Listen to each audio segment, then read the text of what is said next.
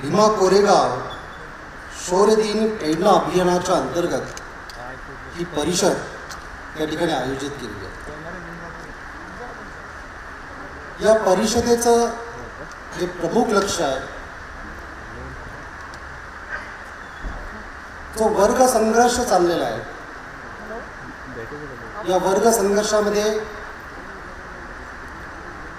एकीकडे सर्व मनुवादी, ब्राह्मणवादी, त्याचप्रमाणे सर्व भांडवलदार हे एकत्रित येऊन देशामधले जे खरोखर भूमिपुत्र आहेत, देशामध्ये जे आपल्या न्याय, हक्क, अधिकार यासाठी संघर्ष करतात आणि हे सर्व न्याय, हक्क, अधिकार हस्तगत करण्यासाठी प्रबोधन करतात, तर त्यांचा हा संघर्ष हा कोणत्याही प्रकारचा आतंकवाद नसून, कोणत्याही प्रकारचा नक्षलवाद नसून, कोणत्याही प्रकारचा दहशतवाद नसून, तर एक प्रकारची चळवळीची दिशा देणारा आणि मानवतावाद शिकवणारा सर्वात महत्त्वपूर्ण घटक आहे.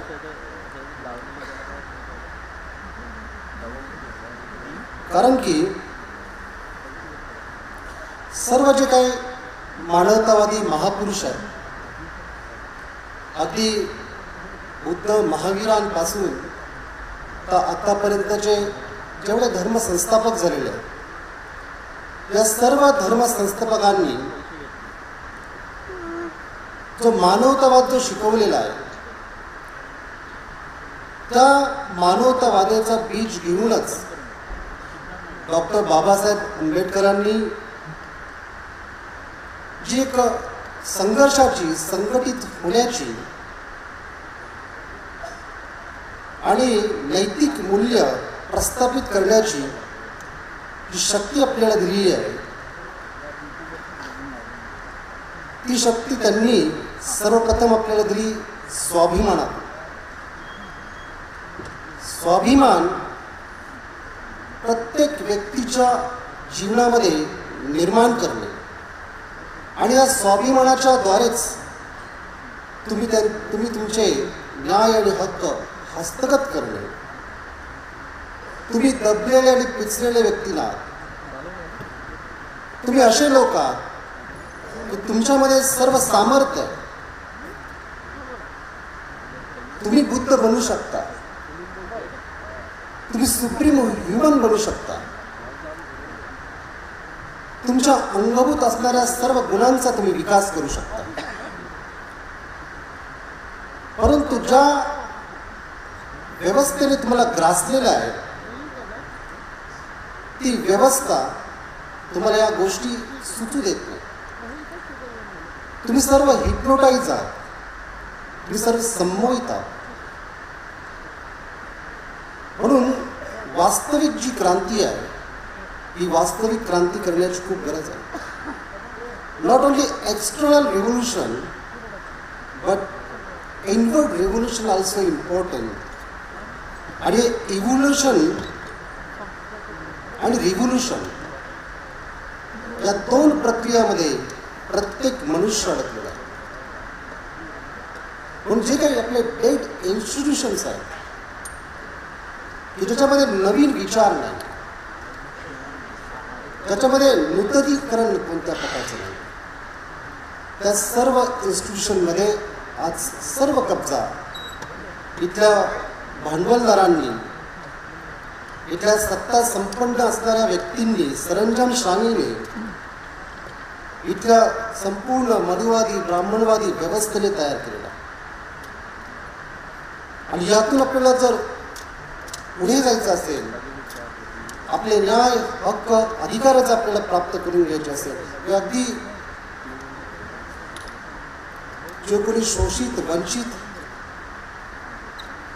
दलित, पीडित, जे कोणी डाऊन ट्रोडंट आहेत, अगदी आदिवासी, शेतमजूर, सर्वांपासून जे कोणी मनुष्य आहे, या सर्व मनुष्याने या सर्व न्याय आणि हक्क अधिकार जर आपल्याला प्राप्त करून घ्यायचे असेल तर त्यासाठीचा जो संघर्ष आहे तो संघर्ष सतत चालू ठेवणे खूप आवश्यक आहे. कारण बाबासाहेब आंबेडकरांचं रानडे, गांधी आणि जीना यांच्याविषयी जे भाषण त्यांनी या ठिकाणी गोखले या ठिकाणी दिलेलं आहे त्या भाषणामध्ये त्यांनी असं सांगितलं की प्रत्येक संस्था, प्रत्येक ऑर्गनायझेशन, प्रत्येक दल, प्रत्येक युनिटी यामध्ये अशी वेळ येऊन जाते की त्यांचा विकास होत नाही. ते फक्त आपल्या विचाराच्या संघर्षामध्ये सैद्धांतिक गोष्टीमध्ये अडकून जातात. त्यांच्यापुढे कोणते स्वप्न नसतात, त्यांच्याकडे कोणती जीवनाची नवी दिशा नसते. उलट भूतकाळ जो आहे त्या भूतकाळाला, इतिहासाला वारंवार ते बोलत असतात. जितकं ते इतिहास बोलतात, जितकं ते पास्टशी कनेक्टेड असतात तितक्यात त्यांच्या जीवनामध्ये नाविन्यपूर्ण गोष्टी घडत नाही. ना की तरुणांची कोणती तशी स्वप्न असतात, ना की वयस्कर लोकांची तशी कोणती स्वप्न असतात. फक्त विचार आणि विचार सांगणे, पास्ट इतिहासाला सातत्याने इतिहास सांगणे, यातून नवीन माणसाचं मन तयार होतं, नवीन विचाराची त्याच्यामध्ये बीज उत्पन्न होत नाही. म्हणून बाबासाहेब म्हणतात अशा समाजाची, अशा लोकांची अवस्था अशी होते ज्याप्रमाणे एखादा व्यक्ती रिटायर्ड होतो आणि रिटायर्ड झाल्यानंतर तो व्यक्ती आपल्या मरणाची वाट खुर्चीमध्ये बसून पाहतो, तशाच प्रकारे तिथल्या लोकांची अवस्था होत असते.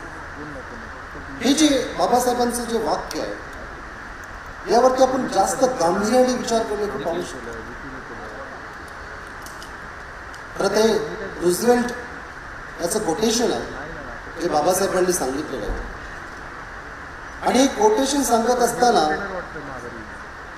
नवीन विचाराची कास कशी आपल्याला पकडता येईल, नवीन क्रांती आपल्या जीवनामध्ये कशा पद्धतीने निर्माण करता येईल हे आपण प्रामुख्याने पाहणे खूप गरजेचं आहे. कारण की आज भारतात सगळ्यात जास्त ॲट्रॉसिटीच्याच केसेस आहेत. आज भारताची जी मानसिकता आहे ही भले कायदेशीरदृष्ट्या जातीवाद संपला अशा प्रकारची आहे, परंतु मानसिकदृष्ट्या मात्र जातीयता आजही तिथेच आहे. आजही ही जातीचा कलह जो आहे हा सतत चालू आहे.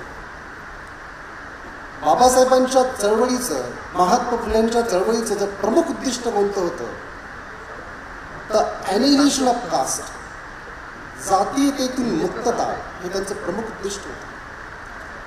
आणि जातीयतेतून मुक्तता कशी साध्य करता येईल यासाठी भारतीय संविधान, लोकशाही याचा बचाव करणे, याला सुरक्षित करणे, याला संवर्धित करणे आणि भारतीय संविधानाची जागृती हे आपल्यामध्ये निर्माण करणे ही फार मोठी गोष्ट आज आपल्याला साकारणे गरजेचं आहे. कारण इथे लोकशाहीचं अवमूल्यन होत आहे. इथे लोकशाहीच्या नावाने अनेक गोष्टी घडत आहेत. मग ते शेतकऱ्यांचे प्रश्न असतील, मजुरांचे प्रश्न असतील, छोट्या मोठ्या व्यावसायिकांचे प्रश्न असतील, ज्यांची जनगणना अजून जातीमध्ये झालेली नाही आहे, ज्यांची जनगणना अजून मनुष्य म्हणून झालेली नाही आहे, अशा लोकांचे प्रश्न असतील, जिथे कोणत्याही प्रकारची संवेदनशीलता नाही आहे. आणि हे सर्व प्रश्न घेऊन या प्रश्नाची उकल करत असताना बाबासाहेब आंबेडकर, महात्मा ज्योतिराव फुले, छत्रपती शाहू महाराज यांनी जे एक समतावादी, मानवतावादी जे विचार सांगितलेले आहेत ते विचार खऱ्या अर्थाने त्याची एक जागृती, त्याची चळवळ ही आपल्यामध्ये होणे खूप गरजेचं आहे. कारण की अनेक लोकांना अनेक गोष्टी माहिती आहेत, परंतु माहिती असणे वेगळी गोष्ट आहे आणि त्याच्यावरती ॲक्शन असणे वेगळी गोष्ट आहे. ॲक्शन आणि रिॲक्शन हा सातत्याने होणाऱ्या क्रिया आहेत. परंतु ॲक्शन कधी निर्माण होते? ज्यावेळेस तुम्हाला ते परिपूर्ण विचार म्हणजे तुमच्यातली जी संवेदनशीलता आहे, ही संवेदनशीलता जोपर्यंत खऱ्या अर्थाने तुमच्यामध्ये निर्माण होत नाही तोपर्यंत तुमच्यातून कोणत्याही प्रकारची कृती निर्माण होऊ शकते.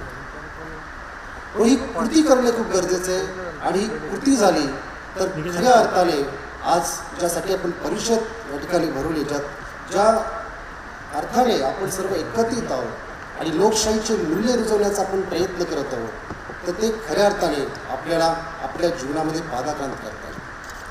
म्हणून बाबासाहेबांच्या चळवळीबद्दल या ठिकाणी मी सांगत असताना स्वाभिमान, जातीयतेतून मुक्तता, एज्युकेशन, शिक्षण. प्रशिक्षण कोणत्या प्रकारचं शिक्षण? जे शिक्षण आपण आज घेत आहोत त्या शिक्षणामध्ये खरंच क्वालिटी आहे का? त्या शिक्षणातून तुम्ही काय शिकवत आहात? त्या शिक्षणामध्ये केवळ युद्धाचा जास्त इतिहास, त्या शिक्षणामध्ये मानवतेचा इतिहास कमी आहे. त्या शिक्षणामध्ये जे काही जुन्या काळामध्ये घडलेल्या गोष्टी आहेत त्यालाच आपण रिपिटेटिव्ह आपण त्याचं एक रिपिटेशन करत आहोत. त्याच्यामध्ये नाविन्यता नाही आहे. त्याच्यामध्ये कोणत्याही प्रकारची संवेदनशीलता आणि प्रज्ञा व्यक्तीच्या मनात निर्माण होईल अशी अवस्था नाही आहे. म्हणून बाबासाहेब ज्या शिक्षणाची गोष्ट करतात ते शिक्षण सामाजिक शिक्षण आहे, नैतिक शिक्षण आहे. ते शिक्षण मनुष्याचा समृद्ध विकास करणारं शिक्षण आहे. आणि जे बाबासाहेबांनी कोलंबिया विद्यापीठामध्ये, जे बाबासाहेबांनी परदेशात जाऊन जे शिक्षण घेतलं आणि ज्या अनेक विज्ञान शाखांचा अभ्यास केला त्या आधारेच ती सूक्ष्म बुद्धी, ते सूक्ष्म विचार त्यांना प्राप्त झाले आणि त्यातूनच त्यांनी खऱ्या अर्थाने एक प्रकारची नवी क्रांतीची दिशा आपल्याला दिली. आणि म्हणून हे उद्दिष्ट आपण लक्षात घेतली पाहिजे. राजकीय सत्ता देखील त्यासाठी खूप महत्त्वपूर्ण घटक आहे. राजकीय सत्ता सोडून जर आपण अनेक गोष्टी करत असेल तर आपण पुन्हा त्याच व्यूहचक्रामध्ये अडकून जातो. तर राजकीय सत्ता आणि राजकारणातून देखील एक नवक्रांती घडणे खूप आवश्यक आहे. कारण बाबासाहेब आंबेडकर ज्यावेळेस घटना या भारताला देत असताना त्यांनी जे भाषण केलं त्यामध्ये त्यांनी असं सांगितलं की स्वातंत्र्य ही आनंदाची बाब आहे, याबद्दल शंका नाही. परंतु या स्वातंत्र्याने आपल्या फार मोठ्या जबाबदाऱ्या टाकल्या आहेत. याचा आपण विसर पडू देता कामा नये. या स्वातंत्र्यामुळे कोणत्याही वाईट गोष्टीसाठी आपल्याला आता इंग्रजांवरती दोषारोपण करता येणार नाही. यापुढे जर काही वाईट घडले तर त्यासाठी आपल्याशिवाय इतर कोणालाही दोषी धरता येणार नाही. अनुचित घटना घडण्याचा मोठा धोका आहे. काळ वेगाने बदलत आहे. आपले लोक सुद्धा नवीन नवीन विचार प्रणालीचा मागोवा घेत आहे. लोकांच्या राज्यांचा आता त्यांना कंटाळा येऊ लागला आहे. आता त्यांना लोकांसाठी राज्य हवे आहे आणि राज्य लोकांचे व लोकांनी निवडलेले आहे किंवा नाही याची चिंता ते करणार नाही. ज्या संविधानात आपण लोकांकरिता निवडलेले शासन या तत्वाचे जतन केले आहे ते जर आपल्याला सुरक्षित ठेवायचे असेल तर आपल्या मार्गात कोणते अडथळे येणार आहेत ते आपण दिलेल्या सरकारच्या तुलनेत लोकांसाठी असलेल्या सरकारला लोक प्राधान्य देण्याकडे वळतील यासाठी पुढाकार घेण्यात आपण दुर्बल ठरता कामा नये. देशाची सेवा करण्याचा आज एकमात्र मार्ग आहे. दुसरा अधिक चांगला मार्ग मला माहिती. हे बाबासाहेबांचे शब्द आहेत. तर खरंच लोकशाहीचं संवर्धन आपल्याला करायचं असेल आणि आपल्याला स्वतःला संरक्षित करायचं असेल तर आपण कोणतं राज्य निवडून देतो, कोणती सत्ता आपल्यावरती असते, कोणत्या विचाराची सत्ता आपल्याला मिळत असते आणि त्या विचाराचा जो फोर्स जो आहे त्या फोर्सच्या आधारे आपण ज्या पद्धतीने आपल्या जीवनात जे नियमन करत असतो, जीवन व्यतीत करत असतो ते पाहणे आणि त्याचं ऑब्झर्वेशन करणे आणि त्या पद्धतीने राजकीय सत्तेमध्ये कोण लोक येतात आणि कोण लोक येत नाहीत, कोणत्या विचारधारेची लोक येतात आणि कोण लोक सत्तेवरती असतात, कोण आपले मालक बनलेले असतात. खरं तर लोकशाहीचा जो गुण आहे मालक नाही तर सेवक बनणे. परंतु आज देशातली जी स्थिती आहे ही एक मालक या स्वरूपामध्ये आहे.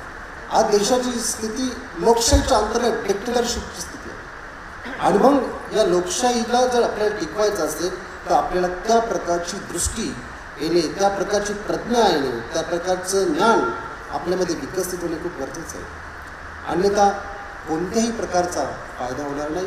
कारण की विचार तुम्ही किती ऐका तर त्या विचाराची कोणतीच कृती, कोणतंच ॲक्शन जर आपल्यामध्ये नसेल तर राजकीय गणितांच्या आधारे आपल्यामध्ये अशा प्रकारचं स्थैर्य निर्माण न करता जी गडबड होते आणि या गडबडीतून आज आपण पाहिलेले की भीमा कोरेगावला झालेली दंगल असेल किंवा अशा अनेक दंगली, काल परवा झालेली जी शेतकऱ्यांच्या प्रश्नावरती झालेली दंगल असेल, या सर्व दंगली घडल्या जातात. तुमचे विषय आहे त्याच ठिकाणी जातात आणि आहे त्याच ठिकाणी राहिल्यामुळे पुन्हा तेच विचार मांडतो, त्याच गोष्टी घडतात, परंतु त्यातून नवीनता निर्माण होत नाही. म्हणून ती नाविन्यता निर्माण करण्यासाठी आपण सगळ्यांनी एका विचाराने, एका अंतरित मनोअवस्थेने, एकत्रिततेने आणि योग्य दिशेला लोकांना घेऊन जाणे, योग्य प्रकारे लोकांमध्ये स्वातंत्र्य, समता, बंधुता आणि न्याय याला प्रस्थापित करण्याची खूप गरज आहे. कारण की धर्म जरी म्हटला, रिलिजन जरी म्हटलं तर रिलिजनमध्ये देखील एक वेगळ्या प्रकारची स्थिती आपल्याला पाहायला मिळते. कारण की जो धर्माचा जो विषय आहे, बौद्ध धर्म जो आहे, या बौद्ध धर्माची बाबासाहेबांनी दीक्षा घेत असताना त्याची जी काही सामाजिक बाजू आहे, त्याची जी नैतिक बाजू आहे, सदाचरणाची बाजू आहे, ती देखील बाबासाहेबांनी आपल्याला सांगितलेली आहे. भिक्खू शुड बी वॉरियर असं ते म्हणतात. पण ते कोणत्या प्रकारचे वॉरियर? ते काही शस्त्र घेऊन लढणारे वॉरियर नाही, ते विचारांचे वॉरियर असले पाहिजे. आणि सामाजिकता, कोणत्या प्रकारची स्लेव्हरी, कोणत्या प्रकारचं डिक्टेटरशिप हे कोणी कुणावरती करता कामा नये, एका धर्माने दुसऱ्या धर्मावरती करता कामा नये. आणि एक प्रकारची समता ही त्यांच्यामध्ये कशा प्रकारची निर्माण व्हावी यासाठी बाबासाहेबांनी परिपूर्णरित्या बुद्धिझमची जी डायलेक्टिक मटेरियलिझमची थेअरी आहे ती थेअरी देखील त्या ठिकाणी मांडलेली आहे. जे द्वंद्वात्मक भौतिकवाद आहे हा बुद्ध अँड हिज धम्मामध्ये बाबासाहेबांनी निषेध केलेला आहे की भगवान बुद्ध स्वातंत्र्य, समता, बंधुता, न्याय या गोष्टीची उकल करून देतात का? की भगवान बुद्ध पाश्चिमात्य देशातून आलेलं जे तत्त्वज्ञान, मार्क्सवादाचं जे तत्त्वज्ञान येतं त्याला उत्तर देऊ शकतात का? किंवा नक्की त्याच्यामध्ये काय मर्म आहे या संदर्भातलं विवेचन ते बुद्ध आणि धम्मामध्ये केलेलं आहे. इतकंच नाही तर थिसेस, अँटीथिसेस, त्याचप्रमाणे सिंथिसिस, जी काय हिगलची डायलेक्टिक आयडियलिझमची थिअरी जी आहे, म्हणजे मनुष्य बुद्ध बनू शकतो, मनुष्य सुप्रीम ह्युमन बनू शकतो आणि त्याच्यात जी क्वालिटी तयार होते तीच क्वालिटी खऱ्या अर्थाने स्वातंत्र्य, समता, बंधुता आणि न्याय प्रस्थापित करू शकतो. म्हणजे एक तर मनुष्याचा जो अंतर्गत विकास आहे, अंतर्गामी विकास आहे ती बुद्ध अवस्था आहे, आणि एक तर मनुष्याचा बहिर्गामी जो विकास आहे ती व्यक्तीची सामाजिक अवस्था आहे. या दोन्हींचा समन्वय साधणे आणि आपला जीवन त्या पद्धतीने अंकुरित करणे हे खूप गरजेचं आहे. म्हणजे ज्या पद्धतीने एखादं झाड वरती जितकं वाढतं त्याच पद्धतीने ते झाडाच्या मुळा देखील तितक्याच खोल गेलेल्या असतात. कोणतेही झाड हे अंतर्गत मूळ त्याचं खोल गेल्याशिवाय त्याची परिपक्वता, त्याची सिद्धता होत नसते. आणि म्हणून बुद्ध धम्माचा अभ्यास करत असताना आणि बुद्ध धम्माचा जो प्रॅक्टिकल ॲप्रोच जो आहे तो प्रॅक्टिकल ॲप्रोच अंतर्गामी, बहिर्गामी अशा दोन्ही स्वरूपांचा विकास करणे खूप आवश्यक आहे. जोपर्यंत हा विकास तुम्ही साध्य करत नाही तोपर्यंत जे हल्ले त्याच्यावरती होत आहेत, म्हणजे अयोध्येचा जर प्रश्न तुम्ही जर पाहिला तर अयोध्या या ठिकाणी राम मंदिर बांधण्याची जी प्रक्रिया देशामध्ये चाललेली आहे, या देशातील किती नागरिकांचं मत आहे की त्या ठिकाणी राम मंदिर होतं. त्या ठिकाणी जे उत्खनन केलेलं आहे त्या उत्खननामध्ये सगळं बुद्ध धर्माच्या वास्तू, शिल्प, त्यातील कलाकृती अशा गोष्टी त्या ठिकाणी सापडतात. जे बेसिक त्याचं जे अस्तित्व आहे ते अस्तित्व अयोध्या एक प्रकारची बुद्धभूमी होती अशा प्रकारचं आहे. परंतु जो काही गव्हर्नमेंटचा जो फोर्स आहे, तो गव्हर्नमेंटचा फोर्स त्या ठिकाणी राम मंदिर बांधण्याचा आहे. हा घाला फक्त मंदिराशी म्हणजे स्ट्रक्चरशी संबंधित नसून हा विचाराचा घाला आहे. आणि अशा प्रकारचे विचार जे तुमच्यावरती फोर्सफुली जे फेकण्यात येतात, ज्याने तुम्ही हिप्नोटाईज होता, ज्याने तुम्ही फक्त ते ऐकल्यानंतर रिॲक्ट होता, रिॲक्शन देऊ शकता, पण प्रॅक्टिकली तशा प्रकारची मुवमेंट कोणती उभी राहत नाही. ती मुवमेंट उभी करण्यासाठी आणि समग्ररित्या जे काही तुमच्यावरती हल्ले होत आहेत ते हल्ले नष्ट करण्यासाठी आज जर UP बिहार या ठिकाणी जर तुम्ही पाहिलं तर सगळ्यात जास्त अन्याय अत्याचार होणाऱ्या घटना त्या ठिकाणीच घडतात. महाराष्ट्रातही घडतात. काही व्हॉट्सअपमुळं, फेसबुकमुळं, सोशल मीडियामुळे आपल्यासमोर येतात. किती लोक संवेदनशील होतात त्यात, किती घटना मॅनेज होतात, कितीतरी घटना ज्या आहेत त्याची निकालच आज लागलेली नाही. आज एक हेडलाईनची सारखी घडलेली घटना आजही त्याचा पूर्णपणे निकाल लागलेला नाही. म्हणजे जे काही पोस्टपोनमेंट जे आहे, ज्या केसेस पेंडिंग आहेत त्याचा न्यायच होत नाही. आणि समाजाची जी समग्रता आहे, समाजाची जी कलेक्टिव्ह सायकोलॉजी जी आहे, ती कलेक्टिव्ह सायकोलॉजी तशा प्रकारची निर्मित झालेली नाही. ही कलेक्टिव्ह सायकोलॉजी जोपर्यंत त्या पद्धतीने निर्मित होत नाही, जी एकसंघ होत नाही, तोपर्यंत खऱ्या अर्थाने तुम्हाला न्याय प्राप्त होणार नाही. म्हणून तुम्हाला जर न्याय प्राप्त करून घ्यायचा असेल तर तुम्ही कोण आहात, तुमची आयडेंटिटी काय आहे, काय आहे तुमची अस्मिता, कशासाठी तुम्ही जीवन जगत आहात. फक्त श्रम करणे आणि 3 वेळेचं अन्न ग्रहण करणे आणि घरामध्ये आराम करणे इतकं जीवन नाही. आज असंख्य लोक फक्त कामच करतात, त्यांचं पूर्ण लाईफ फक्त श्रम करण्यात चाललंय. गांधींनी श्रमाला जो आदर दिलेला आहे की श्रम केलं पाहिजे, जो आदर भारतामध्ये श्रम करण्याला प्राप्त झालेला आहे तितका आदर जो आहे हा पाश्चिमात्य देशामध्ये नाही प्राप्त झाला. पाश्चिमात्य देशामध्ये जी विचाराची प्रक्रिया जी निर्माण झाली ती श्रम केल्यानंतर आलेल्या रिलॅक्सेशनमधून झालेली आहे. श्रमाच्या नंतर जे रिलॅक्सेशन आहे, जी विश्रांती आहे, त्यातून नवीन नवीन नूतन गोष्टी आपल्याला पाहायला मिळतात. सर्व कला, सर्व संगीत हे त्यातून निर्मित झालं. परंतु आज जर आपण जर पाहिलं तर या प्रकारे आपल्याला श्रम आणि श्रमाच्या नंतर श्रमाचे जे काही प्रकार बनलेले आहे त्यातून जे आपलं जीवन फक्त त्यापुरतंच मर्यादित होतं. तर नवीन विचार, नवीन व्यवस्था आणि जे काही आपण अनेक प्रकारच्या ज्या हिप्नोटाईज मुवमेंटमध्ये आहोत त्यातून आपण बाहेर पडून आपण नवीन क्रांती दिशा आपल्यामध्ये निर्माण करणे खूप गरजेचं आहे. तरच खऱ्या अर्थाने क्रांती या ठिकाणी होऊ शकेल. तरच खऱ्या अर्थाने ही जी एल्गार परिषद जी आहे ही एल्गार परिषद भारतामध्ये एक नवी क्रांतीची बीज निर्मित करू शकते. जर त्या प्रकारचं आंदोलन, त्या प्रकारची एक आंदोलित मनोवस्था जर आपल्यामध्ये निर्माण झाली तर निश्चितपणे जीवन जे आहे एका योग्य दिशेला जाऊन स्वातंत्र्य, समता, बंधुता आणि न्याय या गोष्टी आपल्याला प्राप्त होऊ शकतात. एक गोष्ट या ठिकाणी सांगतो आणि त्यानंतर थांबतो. एक फार मोठा एक धनुर्धारी होता.